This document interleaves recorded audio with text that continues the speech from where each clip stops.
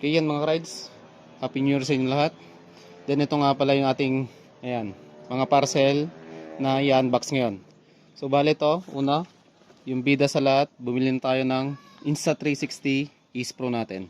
Okay? So, nabuksan ko na to once testing namin. Ngayon, ang problema kasi rito, pag magre-record na tayo, no SD card na nakalagay.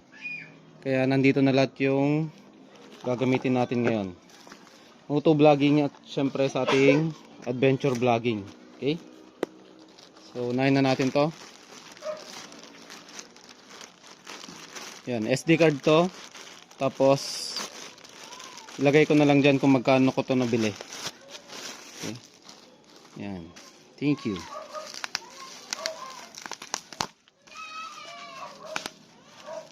Yan.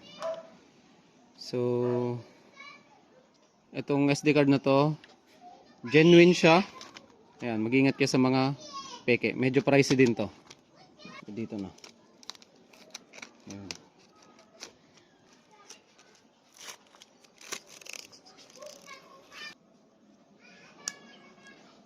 Ayan, dito siya nilalagay.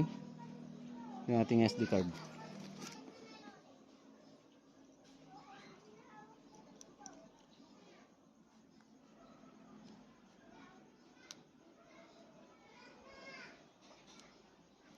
Ayan. So may clicking sound, tapos okay na yun kapag. Okay, check natin. Ayan, check na natin. Ayan, filming na siya. Ayan. Ganda ng footage.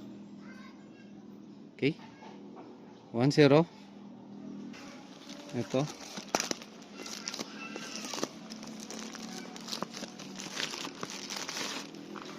Ayan. Meron na tayong helmet mount galing sa Hank or Hansi ata ang ibang tawag nila rito. Okay.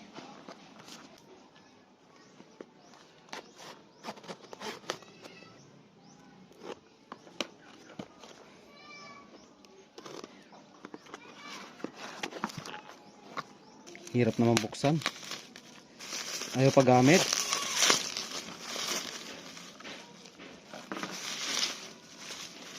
Okay.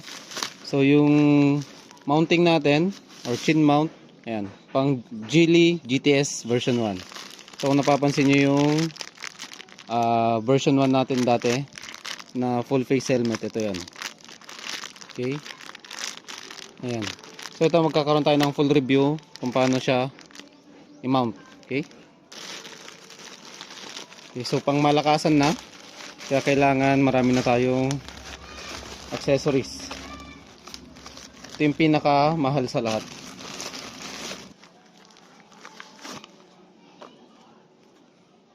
Ayan, mic adapter ng Insta360 Ace Pro. Sunod, ayan, fast charge hub ng Insta360 din.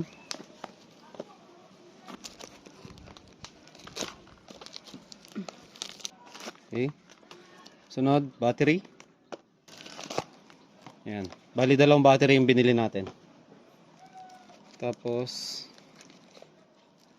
ito, previous to, nung seller. Ayan. Bali, isa tong protective film or tempered glass ng Insta360 Ace Pro yan. Previous natin. Okay. So, salamat sa seller natin. Siyempre check din natin ito. Baka mamaya bato pala yung laman. Siyang cord C2C, Type C. Tsaka ito yung ayan, fast charge hub natin. Okay, ito yung battery, tapos meron siyang warranty card. Ayan, tsaka syempre yung guide.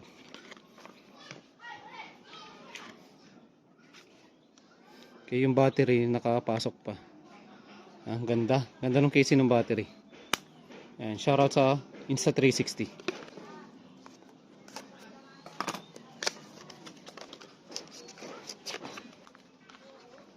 Ayan.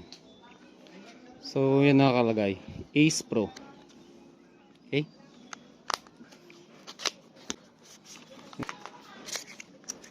Ayan, ang liit lang ng mic adapter. Ayan siya.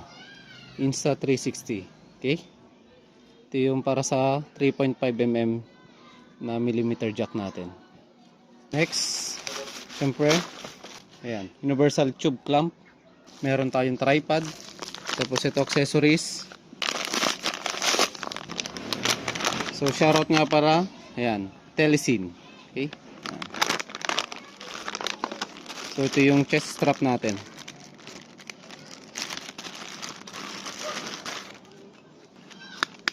Ganda ng build quality. Okay? Ayan. Ito yung action cam mounting natin. Lalagyan natin yan dyan. Telesin na tripod. Ganda ng packaging. Okay. Ayan. Pang malakasan.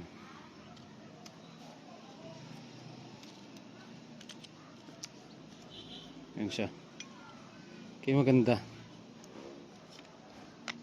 Tapos meron din tayong ayan, action cam holder dito na ball mounting. Siyempre kompleto yan. Meron din yung lock. Ayan. Ito, mounting to ng chest strap. Okay? Ito. Iba't ibang degree. Ayan, tsaka point of view 10 para sa ating motovlogging. Kompleto na.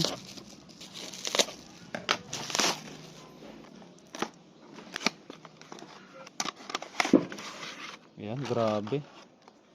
Premium ng design. Ganda ng mounting nung Telesin. Ayan. So pang bar mounting to. Ayan, dito nyo ipit. Tapos, ayan, clip nyo dyan. Tapos may dalawa tayong klaseng mounting. Ayan, 5mm na thread. Tsaka, ayan, mga pang action cam. Okay. So, ayan. So, ayan, shoutout sa mga seller nito. Siyempre sa Telesin Philippines, Insta360 Philippines, ayan, sa Hansi Philippines. Okay. Ayan, so sa mga seller natin sa Shopee. Okay, maraming salamat po. Ayan, quality po yung mga may padala nyong items sa atin. Okay. So ito, magkakaroon tayo ng full review nito, tapos update ko kayo. Okay mga ka-ride, so hanggang dito lang tayo. And kita-kits sa susunod na vlog. I'm out. Peace.